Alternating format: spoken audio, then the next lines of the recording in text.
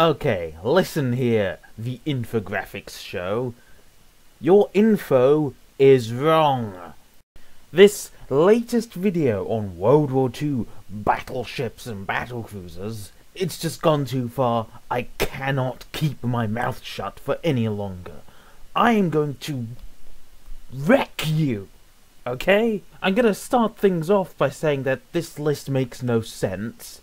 It doesn't seem to fit to any template. It's not seeming to work off the fame of the vessels. It's not seeming to work off of their capabilities. It doesn't even seem to be in like no particular order. It just makes no sense.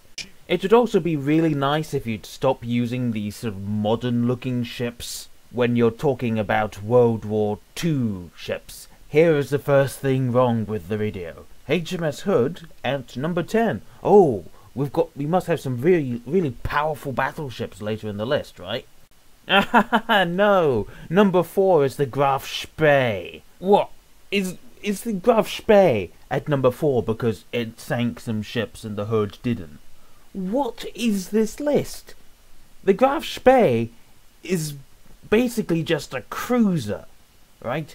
It's a cruiser hull that's just got some large, almost battleship caliber guns, because by the start of World War II, battleships tended to use at least 14-inch guns, and the Graf Spee only used 11-inch guns, which was a big gun in 1912, but not so much in 1939.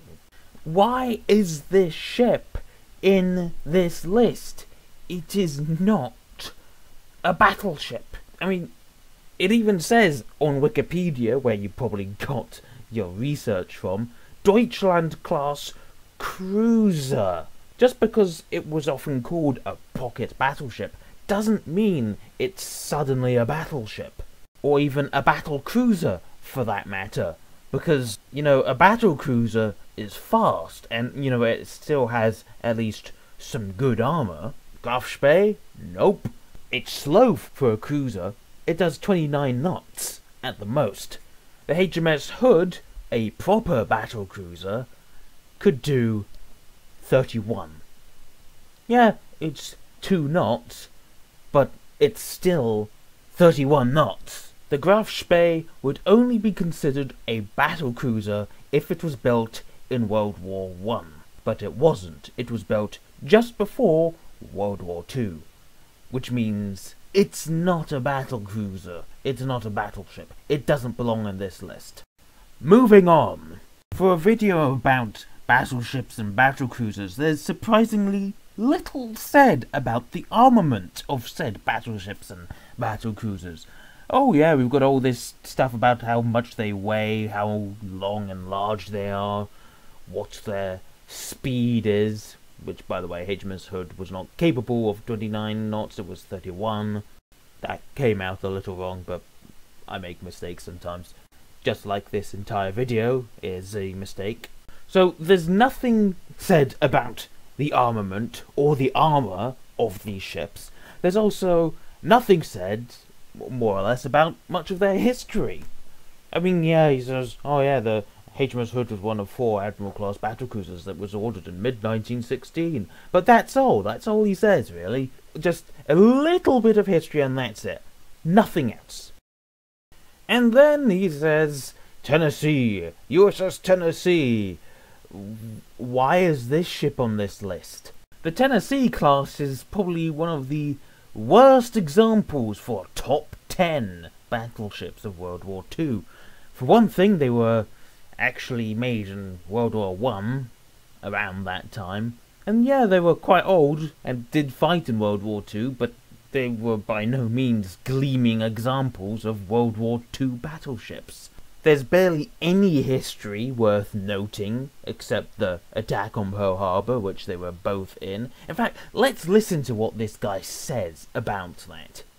Ships survived World War II, but had been badly damaged during the attack on Pearl Harbor, and though some restoration work was carried out, they had to be scrapped shortly after. The way he says that makes it sound like the 2 Tennessee-class ships were so badly damaged during Pearl Harbor that only a little work was made to bring them back to combat capabilities, and they were scrapped after the war because of that damage. That's what he makes it sound like. But that isn't what happened at all. The two Tennessee-class battleships were damaged during Pearl Harbor, but the damage was not that bad. In fact, both ships were fully refitted and were fully combat capable.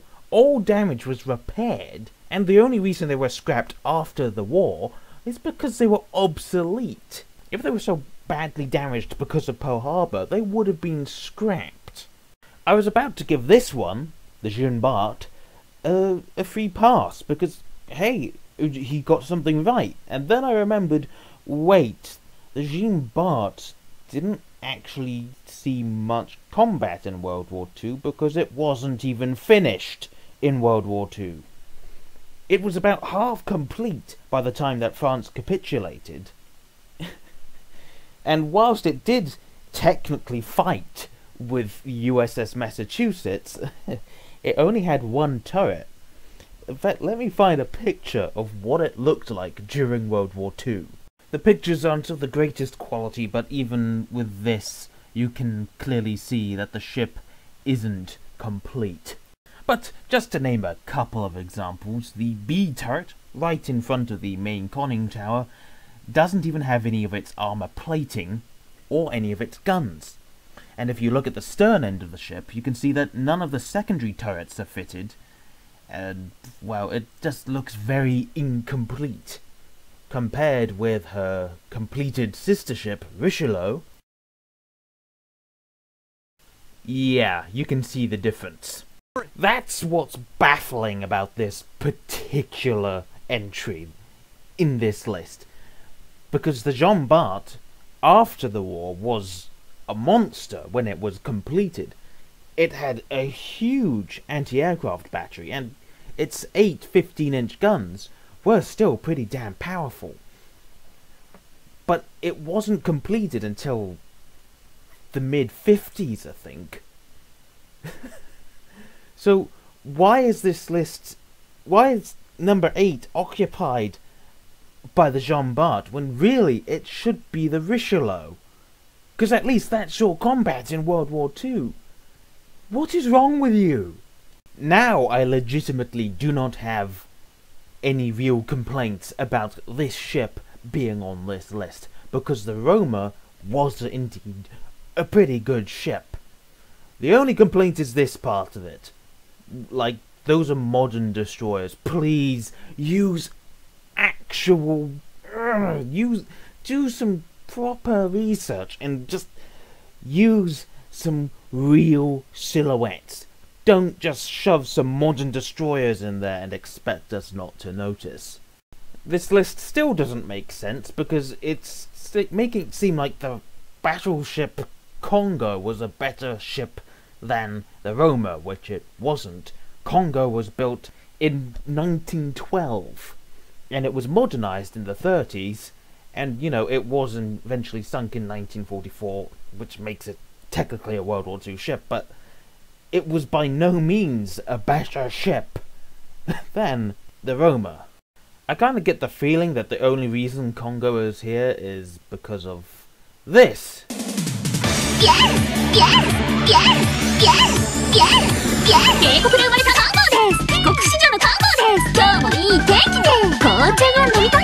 Okay, that's enough of that, but yeah, that's probably the number one reason why the Kongo is in this list. Yeah. Well, at least he didn't get any of his research from World of Warships now, huh?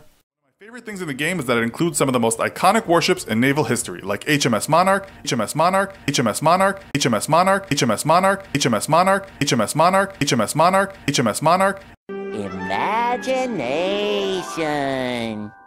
Ah, well, shit. Aha! Another ship, or two ships, that deserve to be on this list. But wait, let's take a look at something that happened earlier in this video. Here it comes, here it comes, here it comes, and checkmate! Number 4, Graf Spee. But number 5 is the Bismarck. What? You think a ship that isn't even a battleship is better than a proper battleship? What? Since we've already looked at the Graf Spee, that means we can look at the next ship on the list, number 3. But trust me, it doesn't get any better. Because number 3 is Fuso. Another ancient battleship by World War II standards. I mean, yeah, it had 12 14-inch guns, and I suppose the armor was okay, but it never saw combat because it was kind of like the elephant in the room, I guess. It was... The Japanese only used it for, like, escort duties. It only saw combat once during all of World War II, and that was the first time it ever saw action, and also the last, because it got sunk. It's not to say that it was a bad ship, but it certainly wasn't better than Bismarck. The last 2 entries on this list, you know, I don't really have any real complaints. I mean, they would be on the top of any list, really. If it was a top 10, properly made, which this one wasn't really.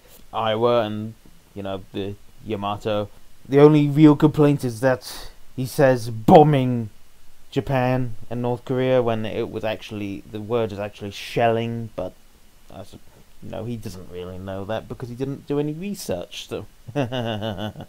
And here's the only time he actually talks about the armament of the ships. When talking about Yamato's 18.1-inch guns. That's it. That's the only time he talks about the size of the guns, how many it has.